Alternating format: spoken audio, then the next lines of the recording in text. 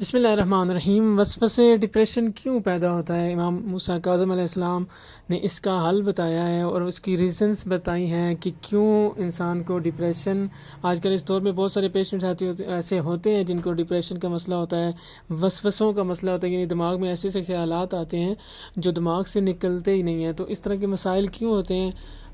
اس کے لیے امام موسیٰ کاظم علیہ السلام نے جو بتایا ہے وہ میں آج آپ سے شیئر کروں گا۔ اس کی سب سے پہلی ریزن جو ہے مٹی کھانا، کیونکہ لیڈیز اور اس طرح کے بہت سارے لوگوں کو عادت ہوتی ہے مٹی کھانے، تو اس سے ڈپریشن اور وسوسے پیدا ہوتے ہیں۔ دوسرا مولا نے بتایا کہ مٹی کے ڈیلوں سے کھیلنے سے بھی وسوسے پیدا ہوتے ہیں۔ اور تیسری چیز دانتوں سے ناخن چبانا، اکثر لوگوں کو یہ عادت ہوتی ہے، ایسے نہیں چبانا چاہیے، اس سے کیا ہوتا ہے کہ ڈپریشن کا مسئلہ ہوتا ہے، وسوسے اور اس طرح کے دماغی خیالات پیدا ہوتے ہیں۔ اور تیسرا جو ہے وہ ہے داڑھی کو چبانا، اکثر لوگ داڑھی کو جن کی تھوڑی بڑی ہوتی ہے وہ منہ میں ڈال کے دانتوں سے چبا رہے ہوتے ہیں، تو ایسا کرنے سے بھی ڈپریشن، وسوسے، اس طرح کے خیالات پیدا ہوتے ہیں۔ تو یہ چیزیں آپ نے ان کو چھوڑ دینا ہے اور انشاءاللہ یہ آپ کا مسئلہ حل ہوگا۔ چینل کو ضرور سبسکرائب کریں، اس ویڈیو کو زیادہ سے زیادہ شیئر کر دیں۔